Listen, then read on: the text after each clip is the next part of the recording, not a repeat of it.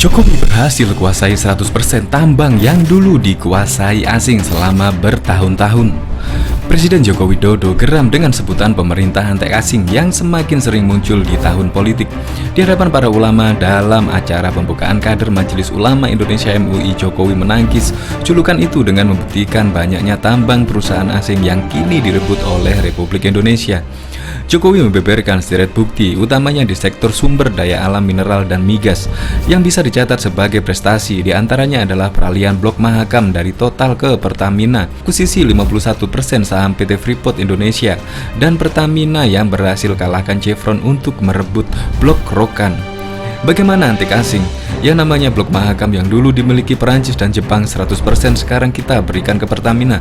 Kita ambil. Blok Rokan dulu dikelola oleh Chevron Amerika, sudah sekarang diambil oleh Pertamina 100%, ujar Jokowi Rabu 8 September 2018. Harus diakui, semenjak Jokowi didapuk menjadi orang nomor 1 di tanah air, Pertamina secara perlahan bertransformasi dari semula perusahaan minyak plat merah dan sulit menjadi tuan rumah di negeri sendiri menjadi penguasa lapangan migas dalam negeri. Per 30 April 2018, Pertamina sudah menguasai produksi migas nasional sebesar 20% atau sekitar 162.000 barel per hari. Terima kasih kepada pengelolaan Blok Mahakam yang diberikan kepada perusahaan migas plat merah tersebut.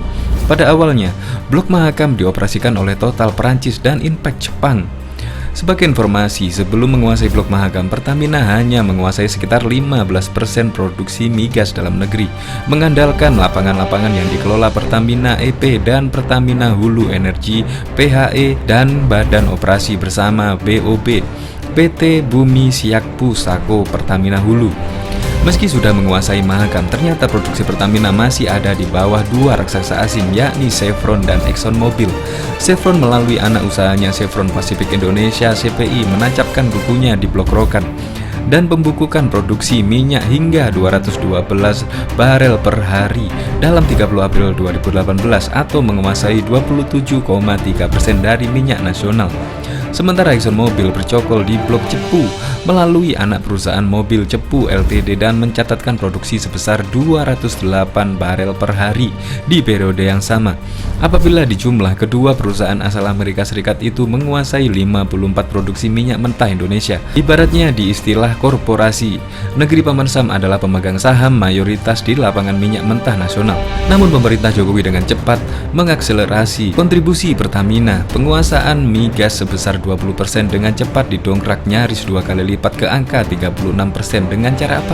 Pemerintah Indonesia melalui Kementerian Energi dan Sumber Daya Mineral (ESDM) memberikan 10 blok terminasi kepada Pertamina. Perhitungan kasar tim riset CNBC Indonesia, Pertamina mendapatkan tambahan produksi sekitar 110.000 barel per hari dari 10 blok tersebut. Tidak cukup sampai di situ. Pada akhir Juli 2018 lalu, publik kembali dikejutkan oleh putusan pemerintahan Jokowi untuk memberikan penguasaan Blok Rokan kepada Pertamina setelah 2021 hingga 20 tahun mendatang. Kontrak CPI di Blok Rokan memang akan habis 2021. Pemerintah lewat Menteri SDM menetapkan pengelolaan Blok Rokan mulai tahun 2021 selama 20 tahun ke depan akan diberikan kepada Pertamina, ujar Archandra di Kementerian SDM Selasa 31 Juli 2018. Alhasil saat blok ini dikuasai Pertamina, produksi minyak perusahaan akan melonjak drastis menjadi sekitar 485.000 barel per hari atau berkontribusi sekitar 60% dari produksi minyak mentah nasional. Dengan jumlah tersebut itu, kini Pertamina resmi menjadi pemegang saham mayoritas di lapangan migas dalam negeri. Memang dalam mengambil alih Blok Rokan, Pertamina perlu merogoh kocek dalam-dalam. Korporasi perlu menyediakan uang hingga sekitar 18,5 triliun yang terdiri dari 11,3 triliun untuk bonus tanda tangan dan 7,2 triliun untuk komitmen kerja pasti.